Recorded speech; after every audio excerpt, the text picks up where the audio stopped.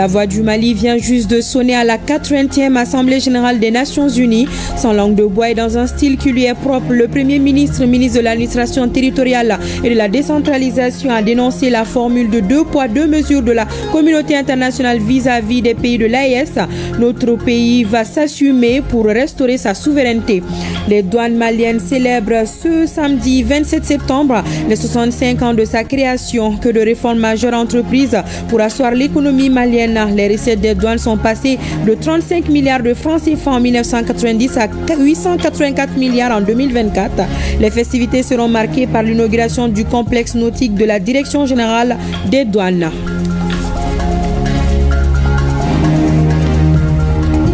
La grande messe juvénile de l'ERTM a connu son épilogue hier au Palais de la Culture. Pendant près de 3 mois, la jeunesse a rivalisé dans plusieurs disciplines, notamment la culture générale, le slam, la poésie. La finale de Maxi Vacances était présidée par le ministre en charge de la jeunesse et en présence du directeur général de l'ERTM. Vous servir est un réel plaisir. Merci pour la confiance renouvelée à la grande édition de ORTM 1. Bonsoir et bienvenue à tous. Nous sommes le vendredi 26 septembre 2025. Le Conseil des ministres est réuni en session ordinaire dans sa salle de délibération au palais de Koulouba. C'était sous la présidence du général d'armée Assimi Goïta, président de la transition, chef de l'État. Après examen des points inscrits à l'ordre du jour, le Conseil a adopté des projets de texte, procédé à une nomination et entendu des communication. Avec moi dans ce studio, Mahamadou Kouni. Bonsoir. Bonsoir, Awama. Le résumé du Conseil des ministres de ce vendredi avec vous. Mesdames et messieurs, bonsoir. Au chapitre des mesures législatives et réglementaires. 1. Sur le rapport du ministre de la Justice et des Droits de l'Homme, garde des Sceaux, le Conseil des ministres a adopté un projet d'ordonnance portant modification de la loi numéro 2016-031 du 7 juillet 2016 portant statut des fonctionnaires du cadre de la surveillance des services pénitentiaires et de l'éducation surveillée. L'adoption de la loi numéro 2019-024 du 5 juillet 2019 et de l'ordonnance numéro 2021-015 PTRM du 31 décembre 2021 portant modification du statut général des fonctionnaires a consacré la prorogation de 3 ans des limites d'âge pour les fonctionnaires à faire valoir leurs droits à la retraite et de recrutement dans les différents corps de la fonction publique.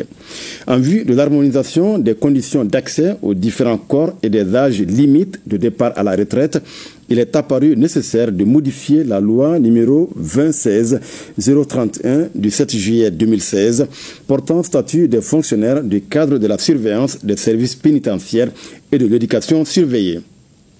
Le projet d'ordonnance adopté relève de 3 ans les limites d'âge de départ à la retraite et de recrutement des fonctionnaires du cadre de la surveillance des services pénitentiaires et de l'éducation surveillée et prend en compte la licence parmi les diplômes requis pour le recrutement. 2.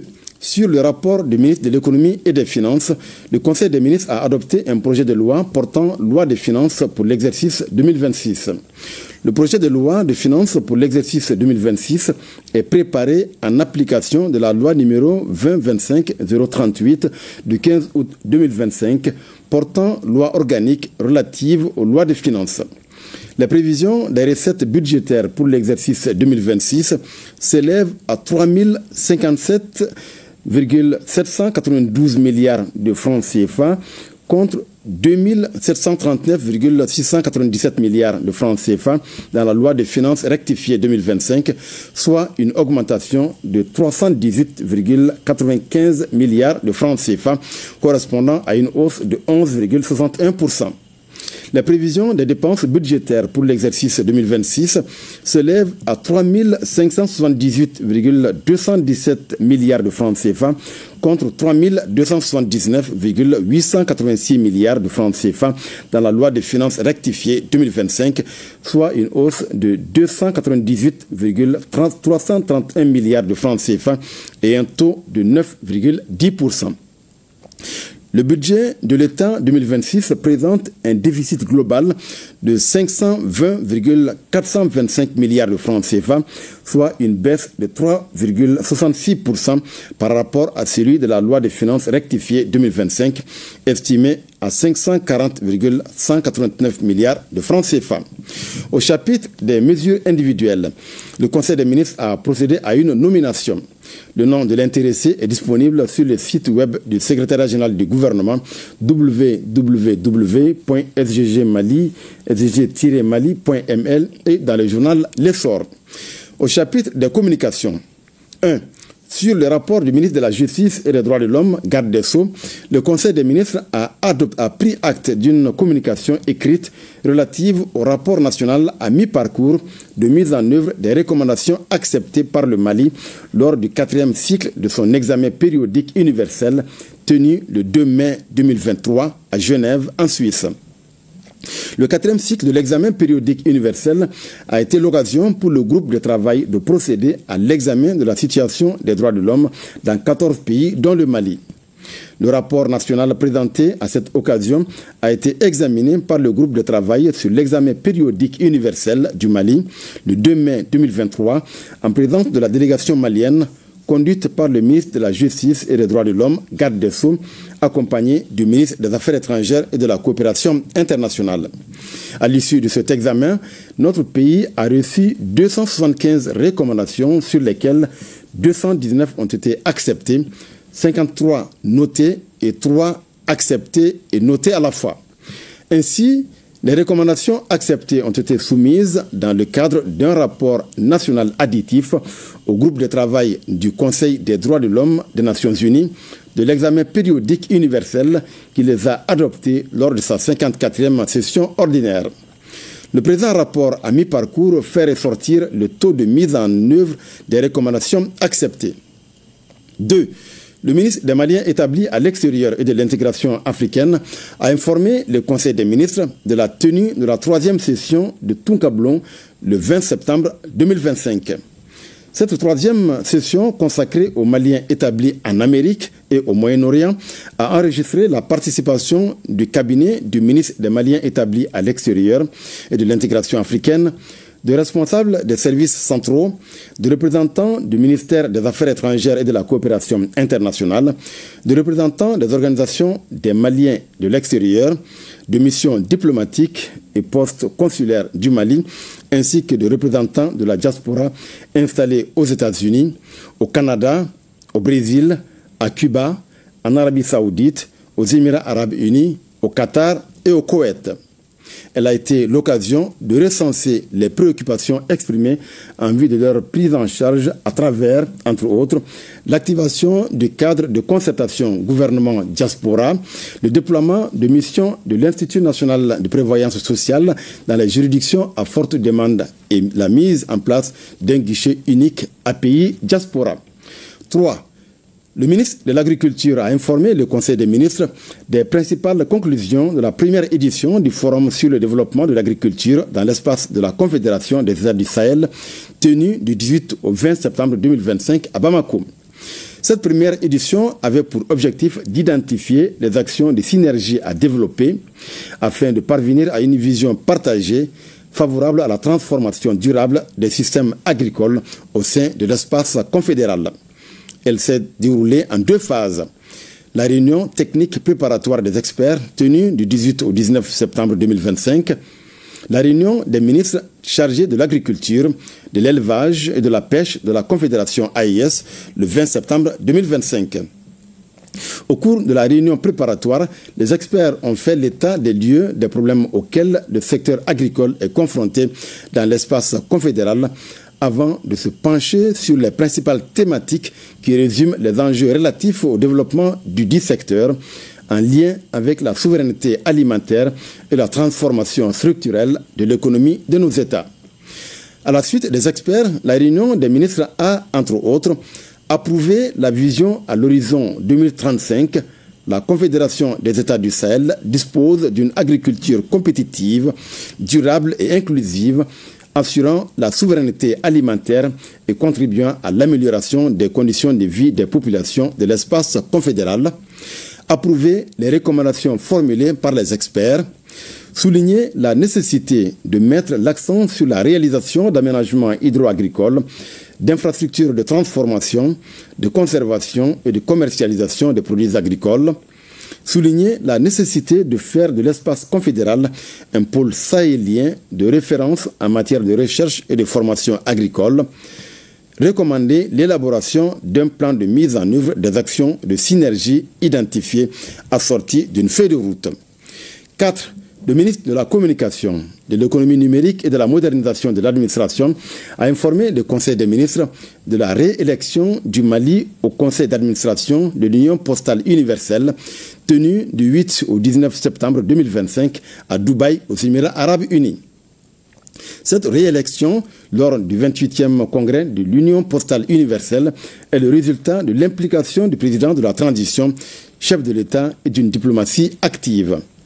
Elle est porteuse d'opportunités majeures, notamment le renforcement de l'image du Mali sur la scène internationale, la participation active aux décisions mondiales sur la logistique, le commerce électronique, l'innovation numérique et le financement du développement postal, la défense des intérêts de la région Afrique et la promotion de projets structurants en faveur de notre pays.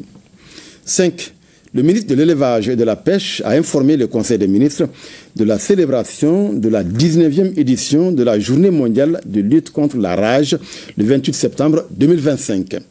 Cette 19e édition, placée sous le thème « Agissons maintenant, toi, moi, la communauté », vise à sensibiliser la population sur la vaccination régulière des animaux de compagnie pour l'élimination de la rage à l'horizon 2030.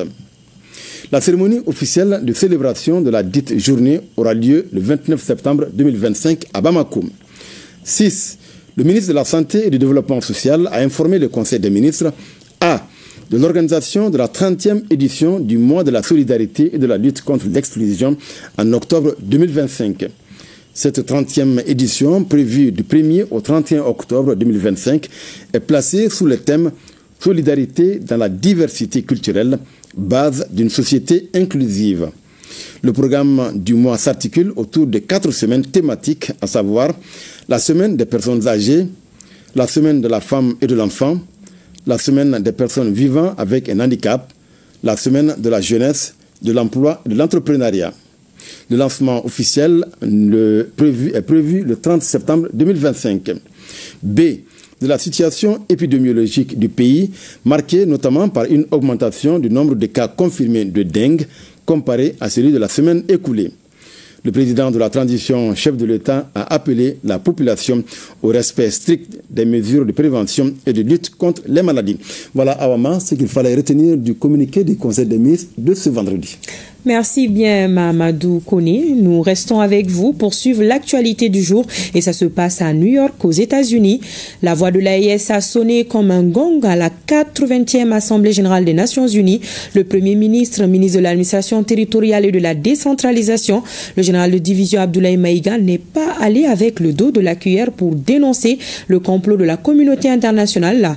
Vous l'avez d'ailleurs suivi en direct sur cette même antenne.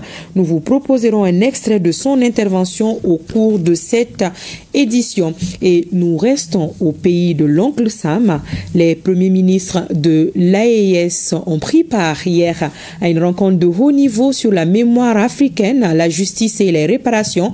C'était une initiative du président sénégalais. La rencontre a regroupé des dirigeants africains et de la diaspora.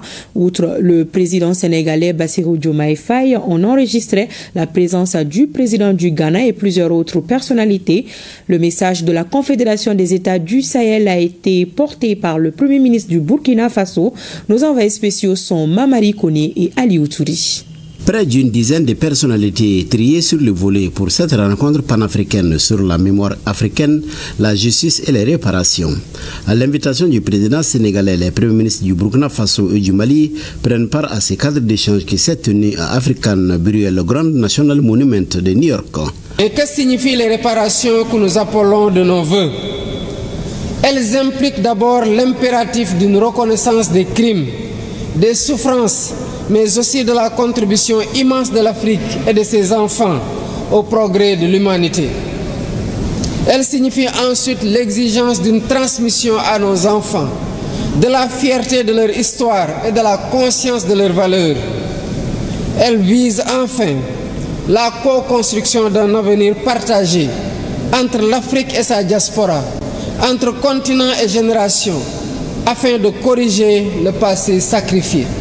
Les intervenants du Ghana, de la Sierra Leone, de la Guinée-Bissau, de la Colombie et de l'AES ont tous reconnu que la question des réparations pour les crimes de la colonisation, de l'esclavage et des spoliations en Afrique s'impose aujourd'hui comme un enjeu politique, moral, économique et diplomatique. À la rencontre, la voix de la Confédération des États du Sahel, AES, est portée par le Premier ministre du Burkina Faso, Irim Talba, Jean-Emmanuel Ouedraogo.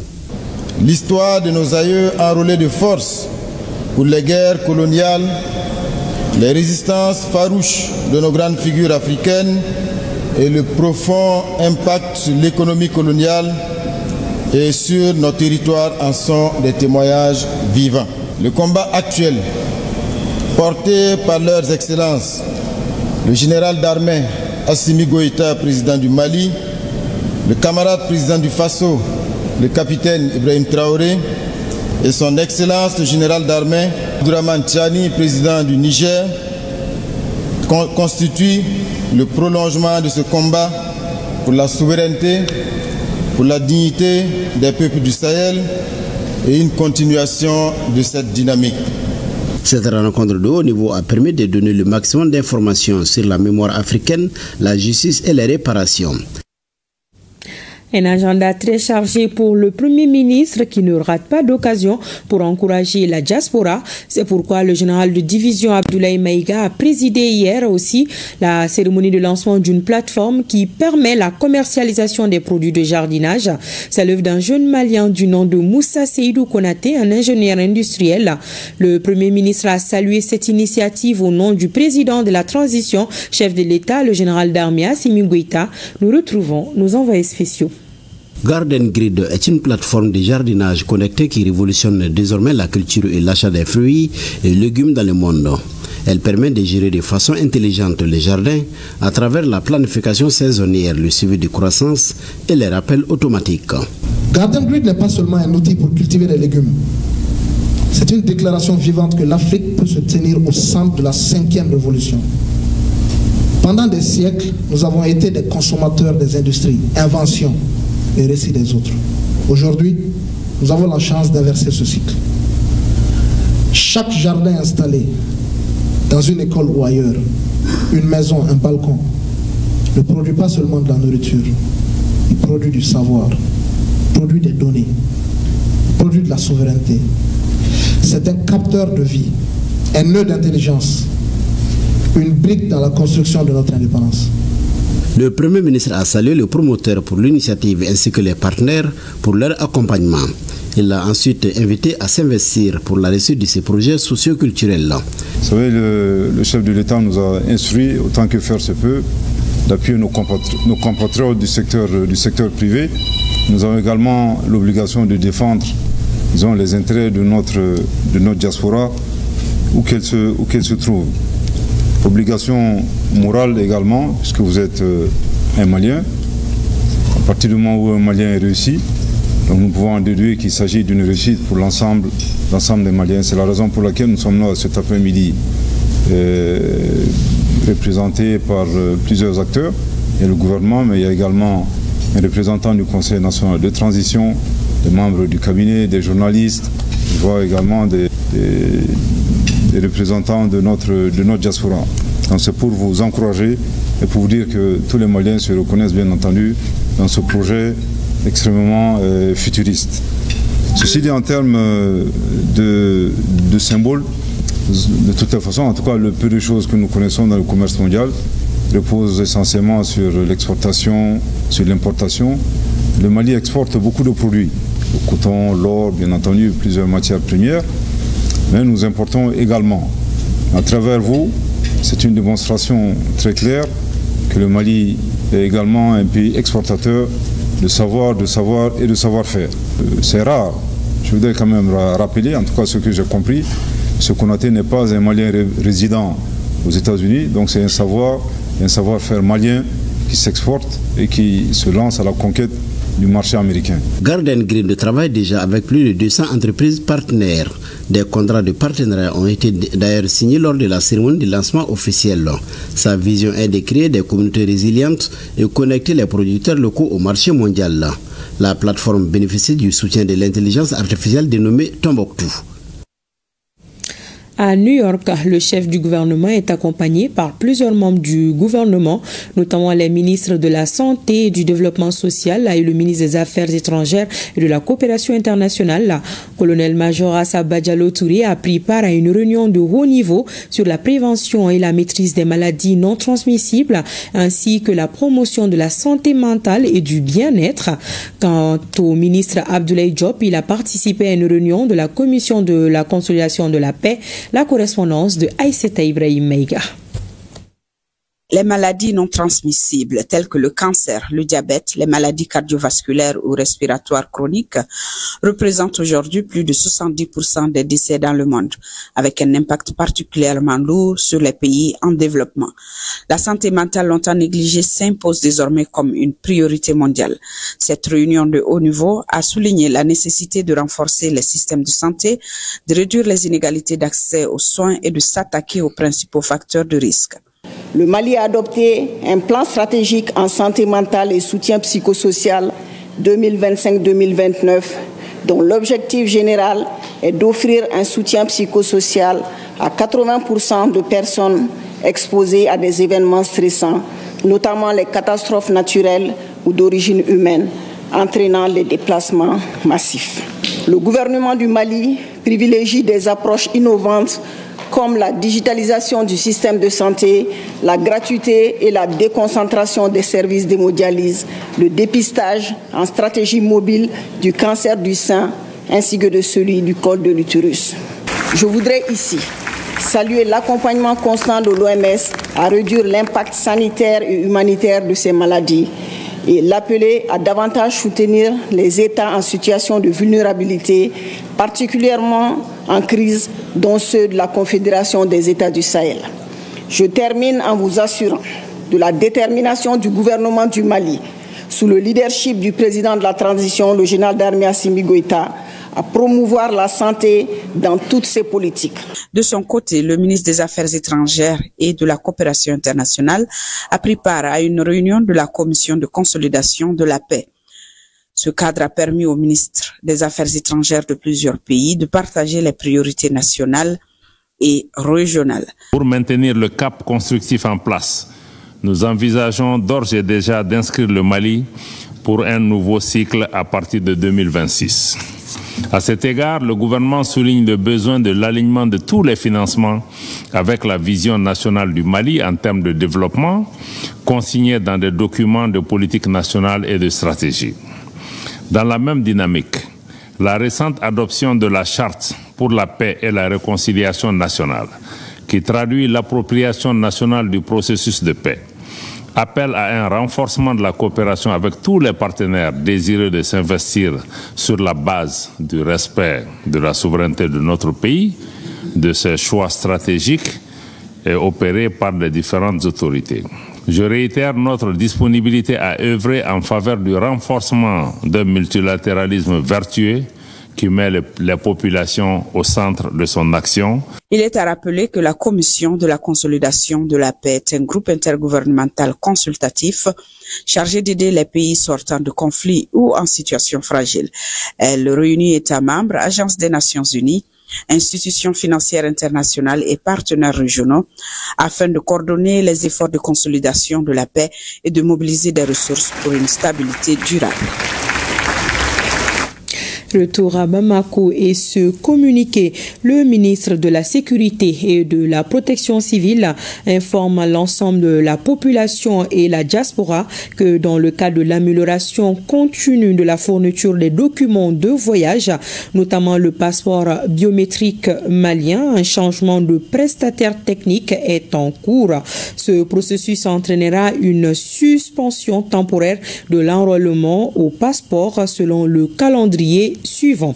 Suspension du service standard Bamako région, consulat général du Mali à Paris, 11 octobre 2025. Suspension du service premium Bamako région, consulat général du Mali à Paris, 16 octobre 2025. La reprise effective de l'ensemble des services est prévue pour le 25 octobre 2025 au plus tard. Le ministre de la Sécurité et de la Protection civile invite la population à prendre les dispositions nécessaires en tenant compte de ce calendrier et rassure que toutes les mesures seront mises en œuvre pour garantir une reprise rapide et efficace du service. Le ministre de la Sécurité et de la Protection civile s'est compté sur la bonne compréhension de toutes et tous. Dans le cadre du suivi et évaluation des recommandations issues des Assises nationales de la refondation, les membres du comité ont eu ce matin une séance de travail avec la cellule de suivi du programme d'action gouvernementale. L'objectif de cette rencontre était de faire une évaluation des grandes lignes des différents forats tenus au Mali. Pour plus de précision, écoutons Dr Bouna Sogoba. Il est le rapporteur général du comité de suivi du CNCR. Il est au micro de Mamadou Fani.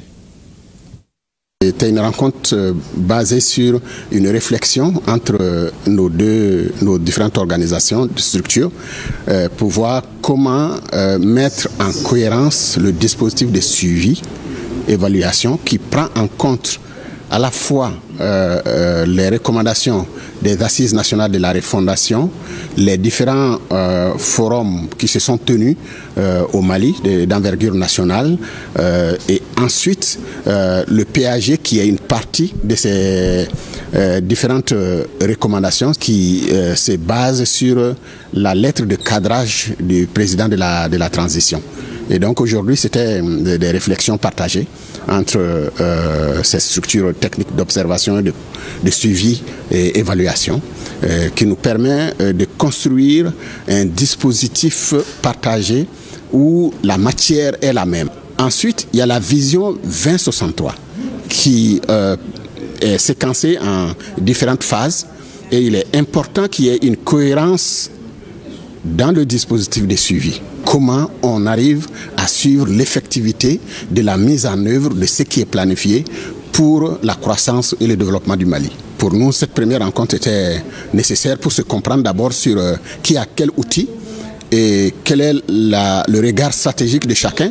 Et nous nous sommes bien entendus sur ces éléments. Le prochain pas, c'est de vraiment chacun vient avec les outils qu'il va utiliser. Ça peut être un logiciel, ça peut être une application, ça peut être un dispositif et de croiser ceci pour avoir ensemble, construire ensemble, co-construire une base de système de suivi et évaluation qui permet à chaque acteur de pouvoir faire sa mission de façon efficiente.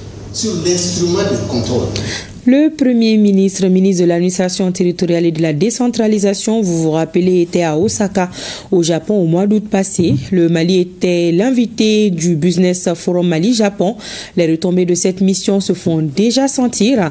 Les investisseurs japonais ont eu hier des échanges avec le ministre de l'Industrie et du Commerce. La partie japonaise est intéressée par les secteurs des mines, de l'environnement, de l'agriculture, entre autres.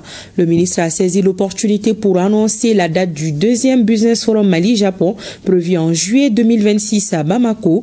Le reportage de Youssouf Djakiti.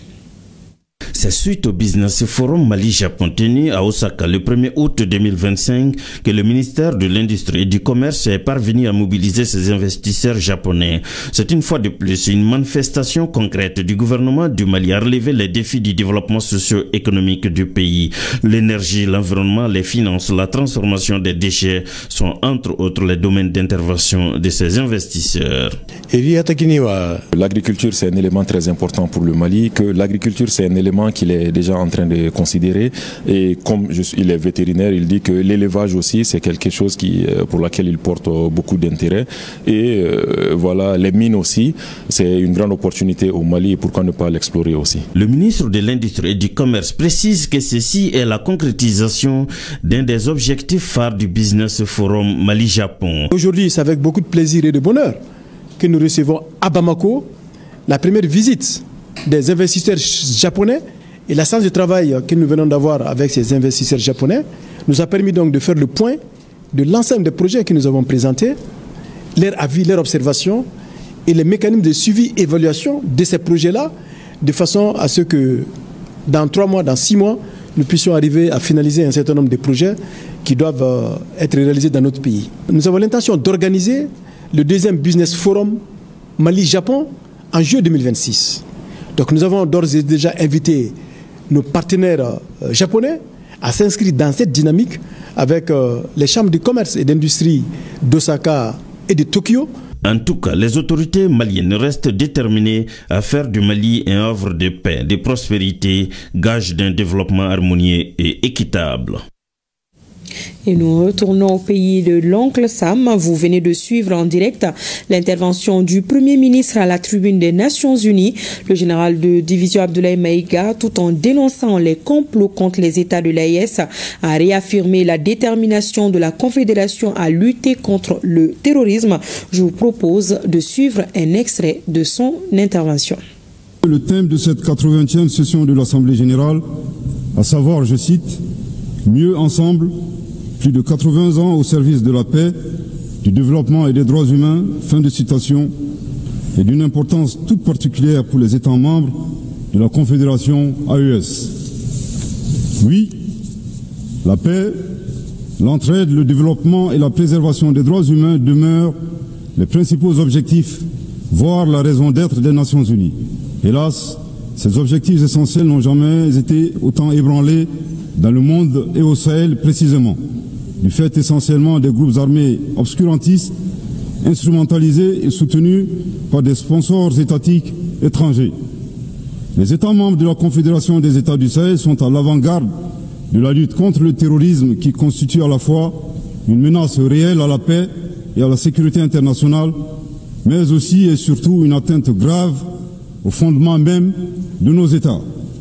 Sous l'impulsion de nos chefs d'État, les forces de défense et de sécurité des 3 pays de la Confédération AES travaillent étroitement dans un élan de collaboration et de complémentarité sans précédent et sont portés par un engagement commun et une mutualisation des efforts pour endiguer le fléau du terrorisme.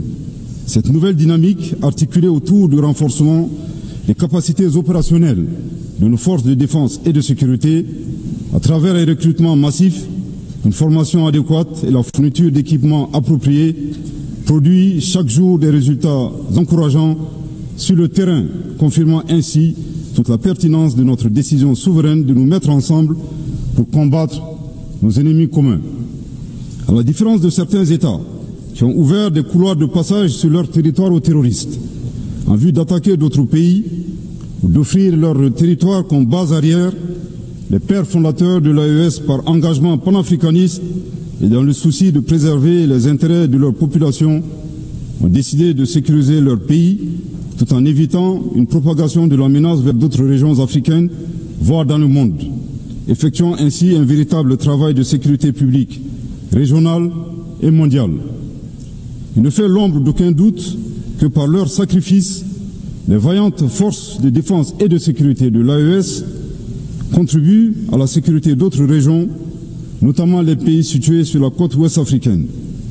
Nous saisissons cette opportunité pour nous incliner devant la mémoire des victimes civiles et militaires de l'insécurité dans le Sahel. La Confédération AES réitère avec force sa ferme condamnation du soutien ouvert et parfois exprimé publiquement des sponsors étatiques étrangers qui, pour des motifs impérialistes, déstabilisent notre entité d'une part, en mettant à la disposition des groupes terroristes des conseillers, des moyens logistiques et des armes et munitions, d'autre part en leur accordant un soutien politique et en leur offrant des bases arrières situées dans certains pays voisins en violation de toutes les règles internationales. Voilà, journée de la langue soninké, une journée célébrée le 25 septembre de chaque année par l'UNESCO. Pour raison d'agenda, la journée sera célébrée au Mali demain samedi au Centre international des conférences de Bamako. Au programme des conférences, des exposés et des activités culturelles. À cette occasion, le ministre de l'Éducation nationale, Dr Amadou Sissavané, salue l'initiative de l'UNESCO. Je vous invite à suivre un extrait de son discours, des propos recueillis par Bokari Koulibaly. Lors de sa 42e conférence en octobre 2023, l'UNESCO a institué le 25 septembre Journée internationale de la langue soninké. Il vous souviendra que la Constitution du 23 juillet 2023 donne une place particulière à nos langues. Langue nationale devenue langue officielle. Le soninké est parlé par des millions de personnes en Afrique, ailleurs dans le monde, et elle est la deuxième langue à avoir bénéficié de ce statut après le Swahili. Des activités fortes sont prévues ici et là. Au Centre international de conférence de Bamako, un thème a été retenu, c'est l'état des lieux de la langue soninké des origines à nos jours. Des exposés auront lieu, origine soninké et les langues de l'Égypte antique. La société soninké d'hier à aujourd'hui. La femme soninké, rôle et place dans la communauté. Voilà, la promotion et la valorisation des langues nationales est une priorité pour les autorités de la transition. Les travaux de la première édition du colloque scientifique international sur la langue arabe et la civilisation islamique en Afrique subsaharienne s'est ouverte hier à Bamako. La rencontre qui a pris fin cet après-midi était organisée par le département arabe de l'université Yambo Wologem de Bamako en partenariat avec plusieurs laboratoires de recherche, instituts islamiques et ONG de bienfaisance. Le colloque avait pour thème la langue arabe et son rôle dans la production du savoir et la lutte contre l'extrémisme religieux dans la région du Sahel africain, fondement intellectuel et stratégie de lutte. Le reportage de Seydou Traoré. Loin des salles de classe et des amphithéâtres, le département arabe de l'université Yambo Wologem de Bamako ouvre la réflexion sur une thématique à la fois d'actualité et de portée pédagogique.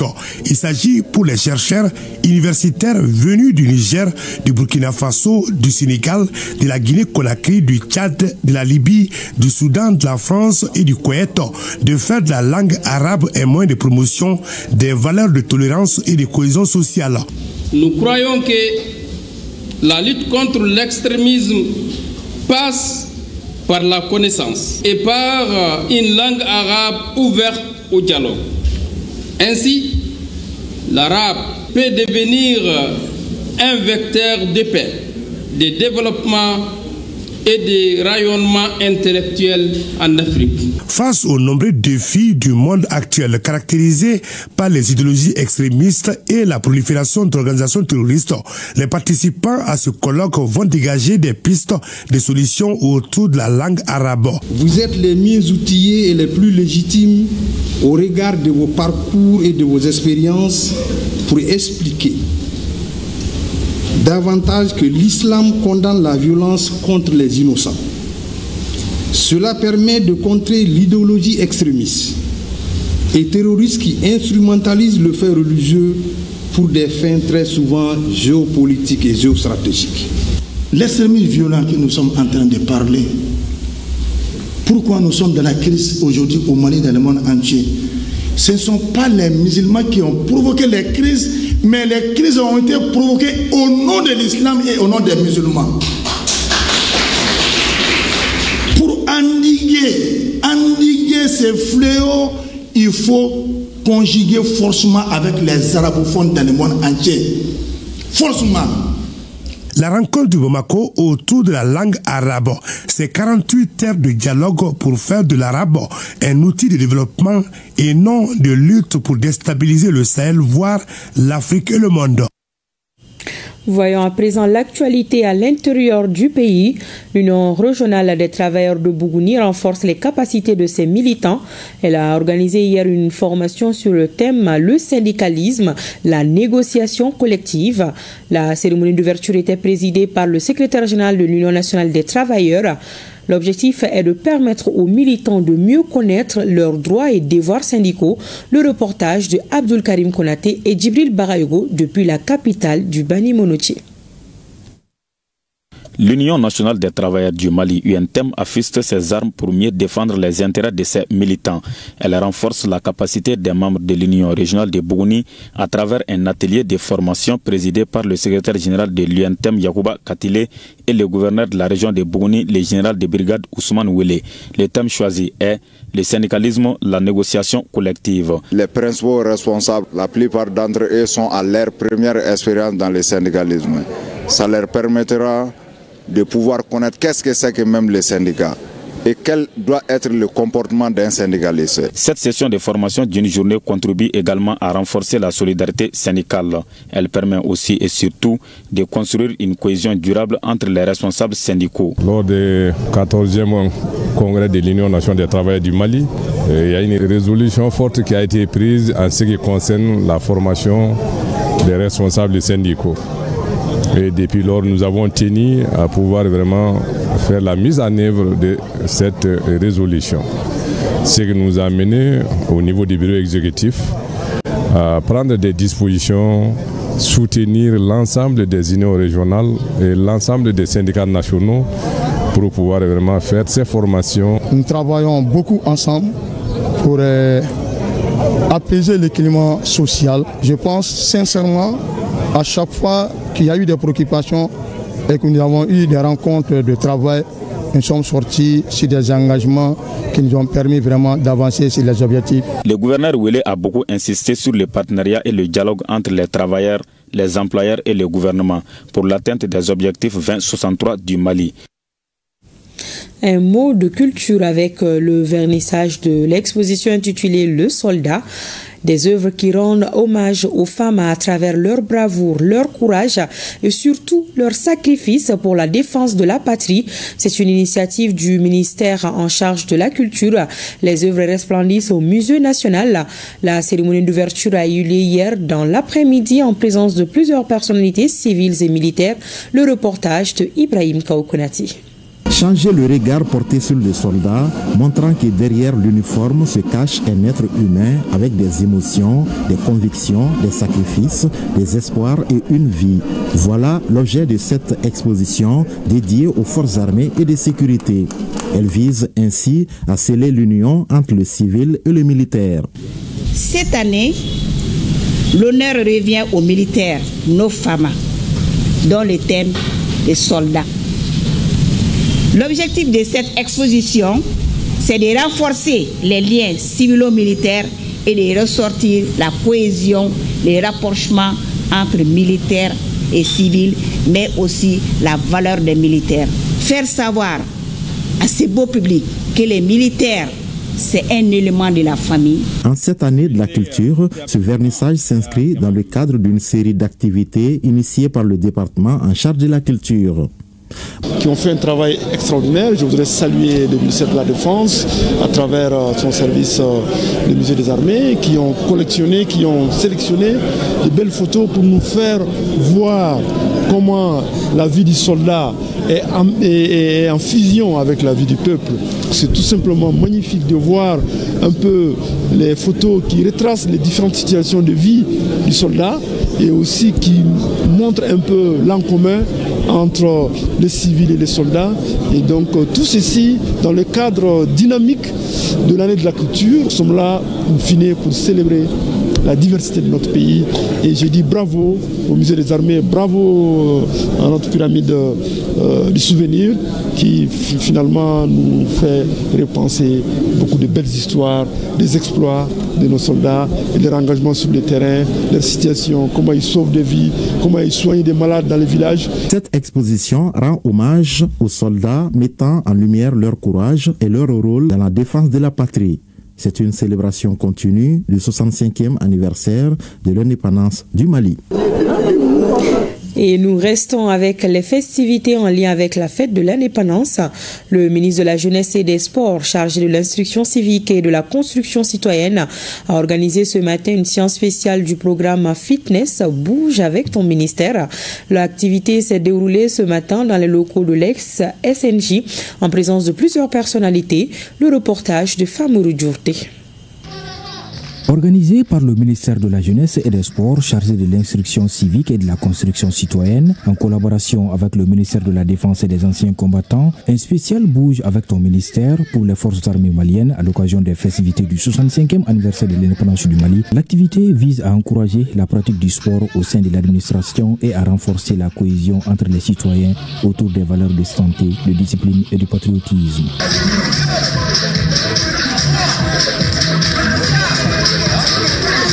Plusieurs membres du gouvernement ont pris part à cette session de sport collectif, notamment Alhamdou Ag Ilien, ministre de la Communication, de l'économie numérique et de la modernisation de l'administration, Moussa Alassane Diallo, ministre de l'Industrie et du Commerce, en plus du ministre en charge des sports Abdul Kassim Ibrahim Fomba. Des responsables militaires et civils ont également répondu à l'appel.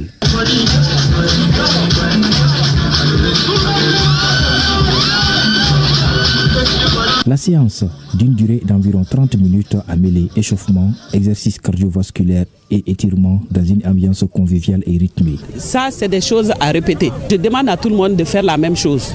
Le sport, c'est bon pour le cœur, c'est bon pour même l'humeur de la personne. Il n'y a pas d'apte, il n'y a pas d'inapte. Tout le monde doit faire le sport. Il n'y a pas de civil, il n'y a pas de militaire. Le sport, c'est pour la jeunesse, la vieillesse et tout le monde.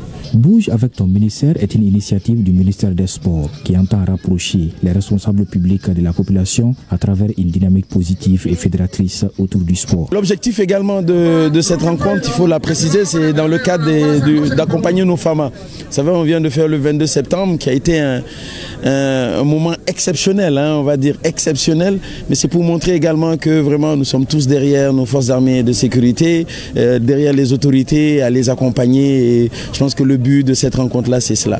À travers cette démarche, le gouvernement malien réaffirme sa volonté de promouvoir une jeunesse active, engagée et en bonne santé. Voilà, on le dit, un esprit sain dans un corps sain. Les projecteurs se sont éteints ce jeudi sur la finale de la 22e édition de Maxi Vacances. Dans une ambiance de rire, de chant et de danse, la jeunesse malienne a célébré ses talents. Chaque concours a connu ses lauréats départagés par un jury attentif. Ces 3 mois de compétition doivent désormais servir à la construction du Mali-Croix. Après cette parenthèse, ces jeunes champions sont entendus sur les bancs de l'école. Le reportage de Souma Waïdara. Le moment tant attendu, la finale de Maxi Vacances 2025 a livré un spectacle électrique. Au milieu des rires, des chants et des danses, les jeunes ont célébré leur succès après une saine compétition mettant en scène l'élection Miss, l'art oratoire, la culture générale, la musique et l'humour. Sous les applaudissements nourris, le jury attentif a récompensé les lauréats de chaque catégorie. Je suis tellement contente même. J'arrive même pas à expliquer. La première, c'est la confiance en soi. Je demande à toutes les jeunes filles de ne jamais se sous-estimer. Au départ, nous l'avions préparé pour les communes. Ça, c'était en 2003. Et après, on a évolué, même dans les rubriques, beaucoup de choses ont changé. 10 ans après, on a inséré le slam, l'art oratoire, parce que nous aussi, nous évoluons avec notre cible. Notre cible, c'est les jeunes. Aujourd'hui, on parle de digital, on parle de beaucoup de choses qui n'étaient pas avant. Donc, on fait moins de divertissement, mais on fait plus de trucs utiles pour les enfants. C'est d'où le thème de cette année. Célébrons notre diversité, construisons notre avenir. Orange Mali, partenaire fidèle depuis des années, accompagne ce programme et soutient l'épanouissement de la jeunesse malienne. Nous sommes à la 22e édition et dès les premières heures, Orange Mali a tenu à être aux côtés de l'ORTM. Aussi bien que la jeunesse est au cœur du Mali, nous chez Orange Mali, nous avons la jeunesse au cœur. Donc soutenir une activité comme ça, comme celle-là, pour nous, c'est extrêmement important en tant qu'entreprise responsable. Le ministère de tutelle, pour sa part, a rappelé que cet événement contribue activement à la formation et au développement des jeunes. 22 éditions pour apprendre aux jeunes, pour accompagner les jeunes, pour les instruire, pour leur parler de citoyenneté, de civisme et en même même temps pour leur faire plaisir parce qu'ils passent du bon moment ensemble. Les autorités aujourd'hui peuvent prendre les plus grandes réformes possibles, mais il faudrait que la jeunesse soit toujours là pour accompagner ces réformes-là. Donc c'est de se donner la main, de respecter la diversité de chacun, mais de savoir que nous sommes dans une unité. Cette unité, c'est le Mali, et le Mali que nous devons construire, le Mali croix que nous voulons et le Mali d'un croix que nous aspirons chacun de nous. L'appel pour le Mali croix est donc clair. Il faut se perfectionner et cela commence sur les bancs de l'école. Après cette parenthèse festive de 3 mois, une autre réalité attend les jeunes. Fini la récréation, bientôt les révisions.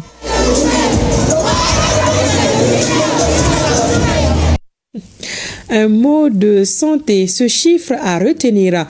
Seulement 22% des Maliens bénéficient aujourd'hui du régime d'assurance maladie universelle RAMU, lancé en 2009.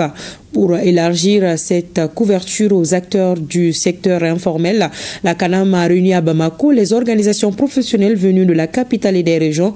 2 jours de concertation pour définir les modalités d'enrôlement, fixer le taux de cotisation et identifier les bénéficiaires. Cela en vue de faire adhérer les non-salariés au RAMU. Le reportage de Boukari Koulibaly. Promouvoir les structures de santé publique, réduire le coût des soins et sauver des vies, tel est l'objectif du régime d'assurance maladie universelle RAMU. Mis en place depuis plusieurs années, le dispositif a fait ses preuves, mais un défi reste entier. Comment toucher les travailleurs du secteur informel?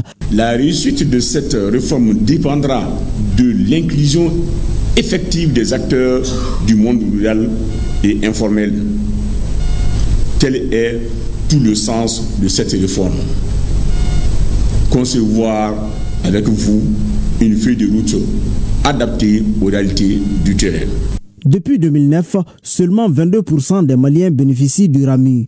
L'adhésion du secteur informel représente aujourd'hui un véritable espoir. Le régime d'assurance maladie universelle est fait pour nous et doit être fait par nous. Nous sommes les premiers concernés parce que nous représentons 80% de la population malienne. Nous sentions un peu abandonnés lorsqu'on voyait les fonctionnaires avec l'assurance maladie obligatoire être pris en charge. Or, nous avons vraiment des difficultés à payer tous nos soins.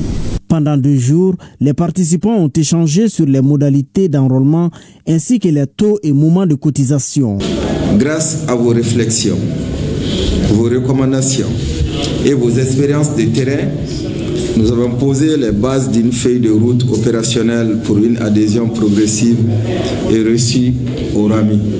Ce projet, appuyé par Ras Kenya Irwali, doit améliorer les conditions sanitaires de millions de travailleurs non salariés. Avec cette initiative, le RAMU espère franchir un nouveau cap, faire de la santé un droit réellement universel pour tous les Maliens. Et je vous le disais dans les titres, les douanes maliennes célèbrent ce samedi 27 septembre les 65 ans de sa création. À cette occasion, le ministre de l'économie et des finances salue le professionnalisme des hommes et femmes qui ont posé les premiers jalons de ce service. Les recettes douanières sont passées de 35 milliards de francs CFA en 1990 à 884 milliards en 2024. Une prouesse qui doit être maintenue. Le ministre Sanou invite les soldats de l'économie à relever les défis de la numérisation, suivant un extrait de son message. En 1960, dans un contexte marqué par la quête de souveraineté et de développement de notre pays, naissaient les services des douanes avec pour missions essentielles la mobilisation des ressources pour le trésor public, la surveillance des frontières et la maîtrise des échanges commerciaux, en devenant un outil de régulation et d'intégration économique. La décennie 1990 à 2000 a été marquée par les réformes structurelles d'envergure avec le système douanier automatisé Sidonia, la transformation de la direction nationale en direction générale des douanes en 1990 et la relecture du code des douanes en 2001. À date, les procédures sont informatisées à plus de 95%. L'évolution remarquable de la contribution des douanes au budget d'État, contribution qui est passée de 35 milliards en 1990 à 884 milliards en 2024 et des prévisions de 975 milliards en 2026. Les douanes maliennes fidèles à leur devise, vigilance et loyauté, ont su adapter leurs méthodes de travail et moderniser leurs outils grâce à l'accompagnement des plus hautes autorités sur le plan international. Il convient de saluer l'honneur fait à notre pays et à la Direction générale des douanes par le choix porté sur le Mali par les 24 administrations douanières de la région Afrique occidentale et centrale au poste de la vice-présidence de la région OMD-AOC et du bureau régional de renforcement des capacités de la dite région. Cet anniversaire n'est pas seulement un moment de célébration, c'est aussi un moment de réflexion afin de mesurer le chemin parcouru et envisager avec ambition, engagement et lucidité les défis à relever qui sont la transformation numérique et l'intelligence artificielle, l'exploitation du centre d'expertise technique CET, la mise en œuvre de la douane intelligente. Je vous exhorte à intégrer davantage dans vos stratégies la lutte contre le terrorisme et la criminalité transnationale, ainsi que la dimension de la Confédération des États du Sahel, AES, pour une intégration reçue à travers, entre autres, la libre circulation des personnes et des biens dans l'espace confédéral. Voilà, créé dans la ferveur de l'indépendance du Mali, les douanes maliennes ont connu beaucoup de réformes qui ont permis aujourd'hui à la structure d'afficher un visage séduisant.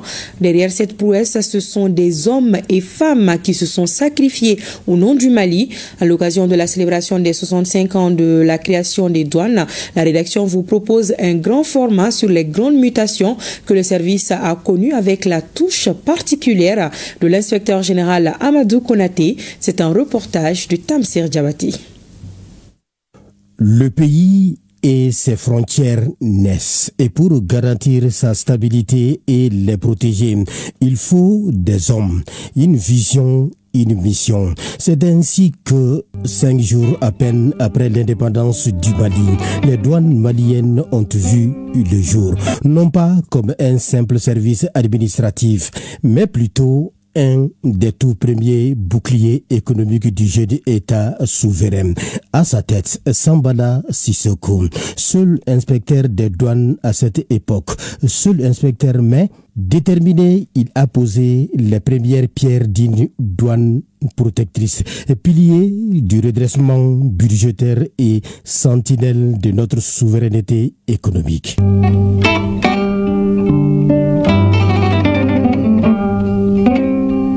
Justement, Baba Moulay Aïdara et Mamou Fofana, ces témoins vivants d'une époque fondatrice, ont traversé les âges avec dignité et engagement, où l'administration prenait forme pas à pas. On avait un Jeep gaz. C'est une voiture que les Russes ont donnée au Mali en 1962. Le second moyen de transport, c'est le chameau. Ça, c'est du côté du nord. Du côté des Kouris, là, c'est les mobylettes, c'est les vélos avec lesquels on fait les services. La douane malienne, nous, on était payé 3 000 francs par mois. Si tu vois que je suis là aujourd'hui, c'est à cause de mon pays. Hein. Voilà, la France m'a envoyé ça. Carte de combattant. Et puis, ils m'ont donné la nationalité française. Mais j'ai dit que je ne pars pas. Nous, aujourd'hui, nous avons le suivi électronique. Ce qu'on faisait pas à pas dans le Sahara, nous pouvons nous voir dans une salle de suivi électronique ici à Bamako pour voir ce qui se passe sur le terrain à des milliers de kilomètres. Les douanes maliennes ont traversé des grandes étapes de l'histoire nationale, de la période de post-indépendance à celle de l'ouverture économique, en passant par le virage du libéralisme et les défis contemporains de la modernisation. La douane, au niveau de l'AOF, on était habillés en kaki. Les jours de parade, on a une tenue de sortie qu'on appelle la tenue de fête, dont vous avez cette veste. Elle est de 1962. En 1968, le lieutenant Chokoro Bagoyo était un directeur de la sûreté, est venu prendre les kakis de la douane et il nous a dit de chercher une tenue pour les douaniers. C'est comme ça que cette tenue, le bleu là, que les douaniers portent aujourd'hui, a été créé. Avec l'intensification des échanges et l'évolution du contexte international, il a fallu s'adapter à marche forcée. Parfois, aux exigences d'une économie de plus en plus ouverte et à des réformes structurelles imposées par le contexte mondial. En janvier 1985, le Mali a été le premier pays au monde à implémenter le Sidonia, qui est un système douanier informatisé qui a été développé par les Nations Unies, par la CNUSED à Genève. On est passé du Sidonia++ au Sidonia World. À la date d'aujourd'hui, sur les 36 réformes identifiées, 17 ont été réalisées. 16 sont en cours d'exécution et 3 réformes d'envergure sont nouvelles. C'est dans ce contexte que la Direction générale des douanes a été créée, marquant un tournant décisif vers une gestion plus centralisée, stratégique et tournée vers la performance. Il y a le registre des ressources humaines. D'abord, il y a aujourd'hui des experts agréés des douanes maliennes par l'Organisation mondiale des douanes. Au niveau institutionnel, la douane également a connu un certain nombre d'évolutions qui cadrent avec les missions. Nous sommes allés naturellement de la direction nationale à la direction générale. Elle a évolué en fonction de l'évolution du commerce international. Elle a évolué positivement en fonction de ce que les autorités ont voulu qu'elle soit. Et elle est aujourd'hui une des administrations, en tout cas de l'Afrique de l'Ouest, moderne et très compétente. Les autorités se sont rendues compte que, au lieu d'un service des douanes, il fallait créer une direction des douanes. Avec son décret d'application, il a fallu attendre 1969 que soit créée une direction nationale des douanes. Parlons-en. Les résultats en termes de recettes avec une contribution remarquable des douanes au budget de l'État. Une contribution reconnue et saluée par les siens. Les objectifs de recettes assignés à l'administration des douanes en 1990 étaient de 28 milliards de francs CFA pour toute l'année.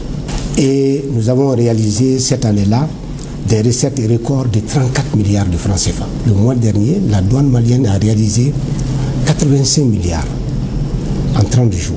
Les mêmes douanes ont été félicitées en 2024 pour avoir réalisé plus de 883 milliards sur une prévision de 795 milliards. En 2021, sur des prévisions de 656,2 milliards, les douanes ont réalisé 657,7 milliards. En 2022, l'année de l'embargo, pour des prévisions de 611,2 milliards, embargo, les douanes ont réalisé 611,3 milliards. En 2023, sur des prévisions de 721 milliards, les douanes ont réalisé 758 milliards. Fraude, contrebande et trafic illicite, longtemps considérés comme des maux persistants aux frontières. Ces fléaux trouvent aujourd'hui une réponse ferme, organisée et redoutablement efficace. Ces dernières années, ce sont des saisies spectaculaires qui s'enchaînent. Cargaisons illicites interceptées, réseaux démantelés, explosifs saisis. Les douanes reprennent le contrôle. Le renseignement douanier marche à 100% au niveau de l'ensemble des structures qui sont en charge de la lutte contre la fraude et les trafics illicites. Nous venons même de proposer l'instruction cadre sur le renseignement douanier à la relecture et à la réflexion de l'ensemble des cadres. La douane est un corps vigilant. Le premier symbole de la vigilance, c'est l'aigle. Donc, nous avons pu avoir l'aigle impérial sur notre insigne de corps qui symbolise la surveillance du territoire. Ces dernières années, la diplomatie douanière malienne a franchi un cap décisif. Une reconnaissance internationale qui se concrétise par le choix porté sur notre pays à des postes stratégiques au sein de l'Organisation mondiale des douanes. Le Mali occupe désormais la vice-présidence de la région OMD AOC, la nomination de l'inspecteur général Amadou Konaté. Ce n'est pas tout. Au sein de l'Alliance des États du Sahel, les réflexions s'accélèrent autour d'un objectif commun, l'intégration économique réussie.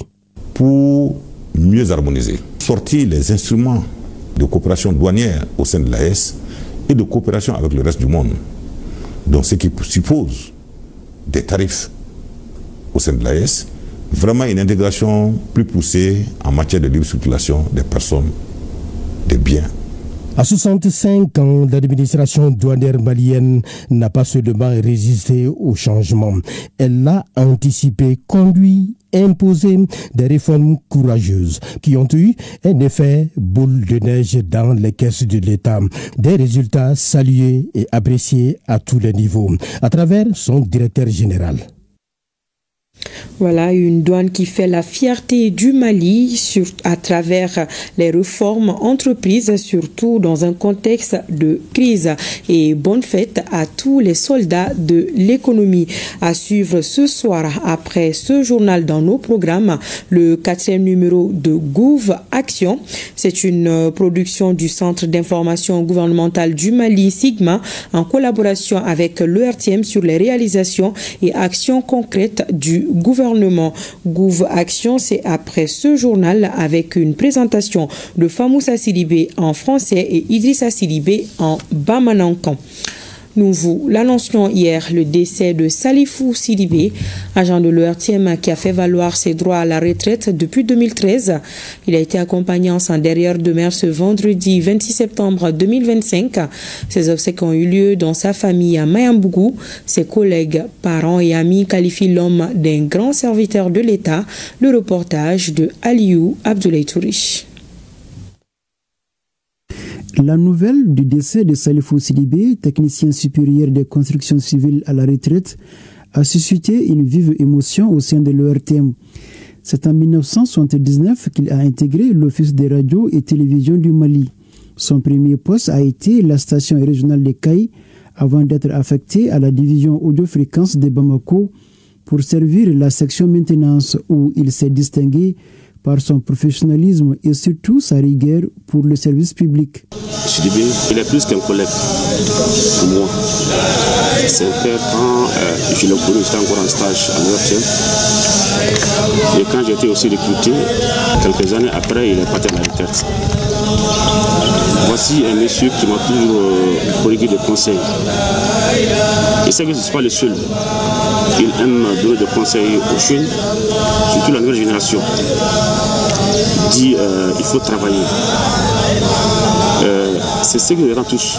Au nom du secrétaire général du comité sénégal de l'ERTM, M. Kassougué, dont je présente mes condoléances les plus attristées, et aussi au nom de tous les personnes de l'ERTM.